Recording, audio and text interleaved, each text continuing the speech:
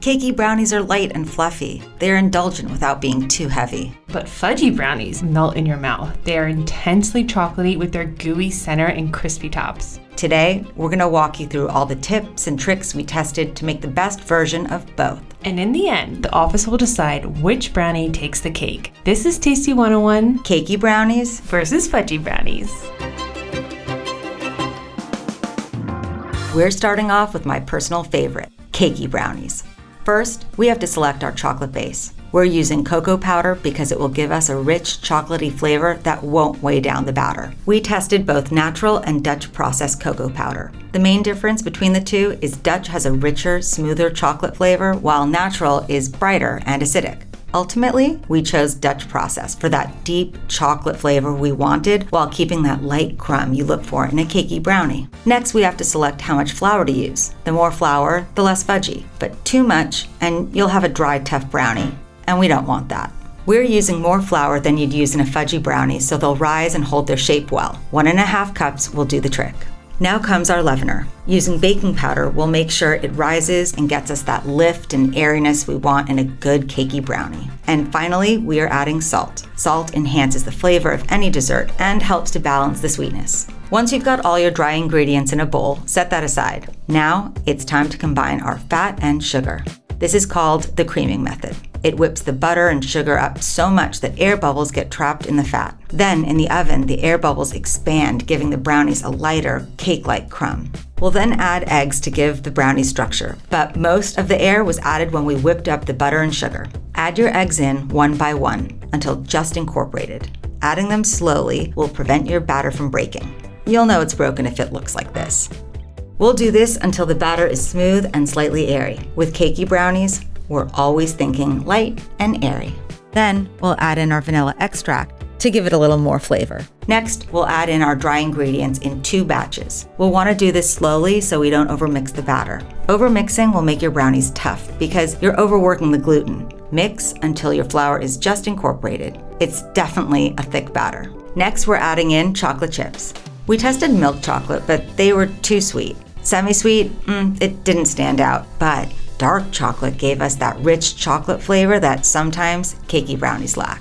Now, if you want a purely cakey brownie, you can omit this step, but we love folding in little pockets of chocolate into our brownie. Next, we need to pick out our baking pan. A glass pan distributes heat unevenly, causing the outside of the brownie to overbake while leaving the middle underdone. A metal pan distributes the heat more evenly, giving you a better bake. So we'll grease a 9-inch metal baking pan and then add parchment paper and spray again. This will ensure it doesn't stick. Pour in the batter, then take a spatula and smooth the top so it lays evenly. I find this process extremely therapeutic. We're gonna bake these guys at 300 for 45 to 50 minutes. I know that seems like a long time, but it's gonna give you a great bake. You'll know they're ready when you can poke them with a toothpick and it comes out clean. They smell so good. Let these cool for at least 10 minutes before removing them from the pan. If you feel like it, you can cut them into 9-inch squares to share with people. Or just dig in with a spoon. We won't judge. If you're feeling fancy, you can cover these guys with chocolate ganache and top with some nuts or sprinkles or flaky sea salt. The world is your oyster, or brownies, as we say. And there you have it, a perfectly airy, delicious cakey brownie. Did I say airy? Definitely serve with a glass of milk. But if you're team Fudgy Brownie, then this next recipe is for you. When choosing our chocolate base, we're going with a combination of cocoa powder and melted chocolate. Melted chocolate helps give the brownies a richer flavor and a denser, fudgier texture.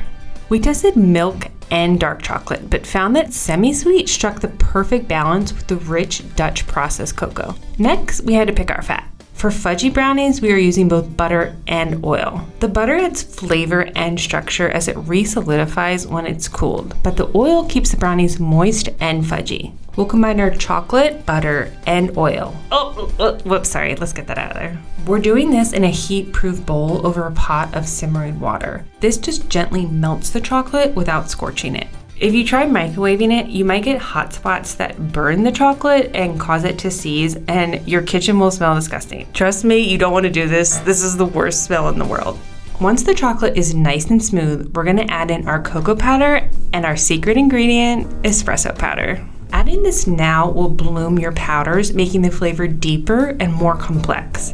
Once it's evenly combined, set this aside to cool slightly. Next, we'll mix our eggs with our sugar. Unlike the Cakey brownies, we won't be using the creaming method. When choosing our sugar, we opted for a mix of light brown sugar and granulated sugar. The molasses in the brown sugar adds more chew and moisture. Combine this in a bowl with our eggs, sugar, and vanilla extract. Here's a pro tip. The more you whip the eggs and sugar, the shinier the top of your brownies will be, giving it that iconic look. Whip until it's doubled in volume and is a pale yellow color. If you skip this part, you'll get just a dull, sad top. Nobody wants that. Once the sugar has dissolved, you'll add in your melted chocolate and then sift in the flour and salt. Remember, we are using less flour than the Cakey brownie. The less flour, the less it will rise, and the more fudgy it will be. And we won't be adding any leaveners to keep that dense, gooey texture. Finally, we'll add in some more chocolate. We are sticking with semi-sweet chocolate chips here. These are going to create beautiful, melty pockets of chocolate in an already gooey brownie. You can't skip this if you're team fudgy. When you're done mixing, the batter should look dense and glossy with no pockets of flour. We're using the same size baking pan here, but we'll be cooking it for less time. Instead of 55 minutes, these will be in the oven at 350 for more like 25 to 30 minutes. With fudgy brownies, the toothpick method doesn't work here because the toothpick will always come out with batter on it. So my favorite trick is actually to temp them. We're looking for an internal temperature of 185, and this is a much better way to know if they're done. And unlike Cakey brownies, we need to let these guys cool completely in the pan. This could take about 25 minutes. I know it's hard, but you gotta do it. When it comes time to serve these guys, they should be dense, chewy, and gooey in the center. And just look at that beautiful shiny top. Chef's kiss. Definitely serve these with a big glass of milk, and your friends and family will be thanking you. I guess there's only one thing left to do. Let's see who the winner is. That's good. It's very moist. Are people still afraid of that word? I like the Boy. It's a little thick.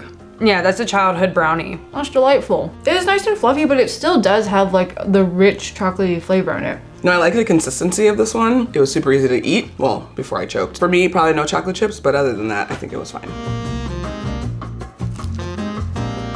That was so good. Again, very moist, very chocolatey. Nothing I don't like about it. It was really good. Oh, okay. To be fair, they kind of taste the same to me. It's extremely rich. I mean, it's just, sorry, 1 second. A fudgy brownie when it's cold to me just feels undercooked. The flavor, still great. It's cakey for me. It's cakey. This. Fudgy? Yeah. I think I would go with the first one. I think I'm a fudgy guy. if I have to pick one. And whether you're team cakey or fudgy, you can find these recipes at tasty.co and let us know what you think we should make next. And the winner is, well, it was a 50-50 split. I agree. How can you choose?